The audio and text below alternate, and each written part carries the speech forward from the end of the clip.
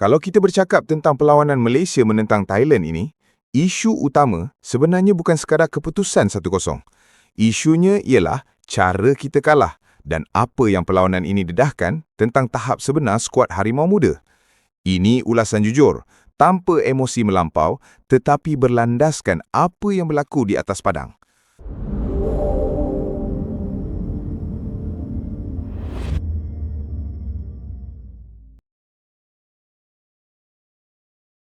Pada awal permainan, Malaysia masih mampu bertahan dan mengekang tekanan Thailand.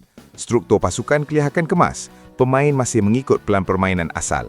Namun, segalanya berubah seawal minit ke-16.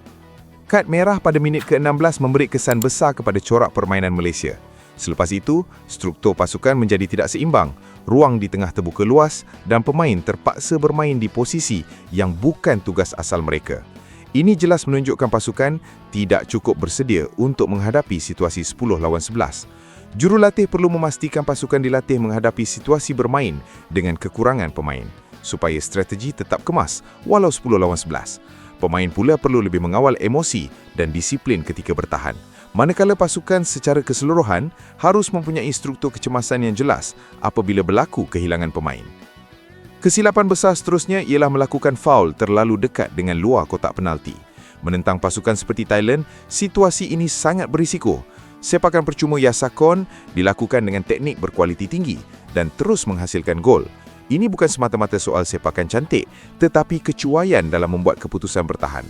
Pemain pertahanan perlu meningkatkan kesedaran tentang zon berbahaya untuk mengelakkan kesilapan serupa. Jurulatih pula harus melatih pemain melakukan defending tanpa terjahan berisiko. Sementara pasukan secara keseluruhan harus membina struktur kecemasan yang jelas apabila berlaku kehilangan pemain. Kesilapan besar seterusnya ialah kegagalan mengekalkan penguasaan bola akibat kesilapan passing jarak dekat. Shot pass yang tidak kemas menyebabkan tempo permainan terhenti dan memberi peluang kepada Thailand melakukan serangan balas dengan mudah. Asas ini sangat penting untuk bola sepak moden. Dalam latihan, pasukan perlu fokus kepada passing di bawah tekanan dan memastikan setiap sentuhan pertama atau first touch dilakukan dengan tepat. Jurulatih harus menekankan posisi badan, menerima dan mengawal bola. Manakala pemain digalakkan membina keyakinan mengawal bola walaupun dalam ruang sempit. Apabila Thailand meningkatkan tekanan, beberapa pemain Malaysia mula membuat keputusan tergesa-gesa. Bola dibuang tanpa arah dan penguasaan bola gagal dikekalkan. Ini menunjukkan tahap ketenangan pemain masih belum konsisten. Jurulatih boleh membina corak keluar dari tekanan yang jelas supaya pemain tahu langkah seterusnya. Pemain tengah perlu berperanan sebagai pengawal tempo permainan, manakala pasukan harus dilatih untuk mengurus tekanan dalam perlawanan besar. Satu isu ketara ialah kekurangan pergerakan tanpa bola. Pemain terlalu bergantung kepada individu yang membawa bola tanpa membuka ruang atau memberi pilihan hantaran. Dalam bola sepak moden, ini akan mematikan serangan. Jurulatih sebaiknya melatih pergerakan off the ball secara sistematik. Pemain sayap dan midfield digalakkan aktif membuka ruang, sementara analisis video perlu digunakan untuk mengenal pasti pemain yang terlalu statik agar prestasi dapat diperbaiki. Selepas ketinggalan 1-0, Malaysia bermain terlalu berhati-hati, sedangkan pasukan memerlukan gol. Fullback kurang membantu serangan. Tempo permainan menjadi perlahan. Ini mencerminkan mentaliti yang masih takut mengambil risiko dalam situasi tertekan. Jurulatih perlu menyediakan plan B yang jelas apabila ketinggalan dan pemain senior digalakkan tampil memimpin dan berani mengambil risiko. Secara keseluruhan, pasukan harus membina mentaliti menyerang walaupun di bawah tekanan. Perlu difahami, Hakimi Azim baru kehilangan ayahnya. Situasi ini memberi kesan emosi besar kepada mana-mana pemain profesional. Prestasi yang kurang menonjol tidak wajar dijadikan sasaran kritikan keras.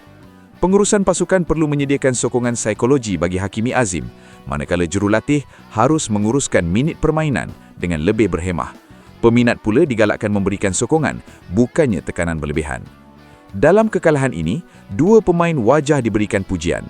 Moses Raj dan Ubaidillah Samsu menunjukkan disiplin bertahan yang tinggi dan melakukan beberapa penyelamatan penting daripada dibolosi lebih banyak gol. Jurulatih boleh menjadikan mereka contoh disiplin bertahan, manakala pemain lain digalakkan belajar tentang positioning dan membuat keputusan tepat.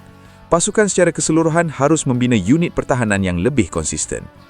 Kekalahan ini memberi pengajaran besar tentang disiplin, mentaliti dan asas permainan. Malaysia bukan kekurangan talta, tetapi masih perlu memperbaiki cara mengurus tekanan dan situasi sukar. Jika semua pihak memainkan peranan, kesilapan sama tidak perlu berulang.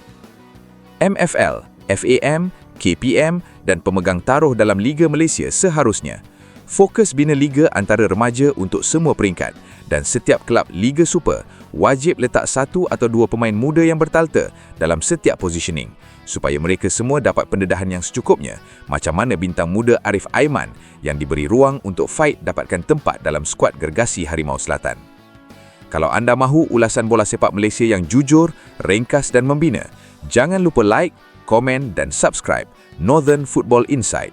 Di sini, kita bincang bola sepak untuk membina masa depan, bukan sekadar menyalahkan. Majulah sukan untuk negara.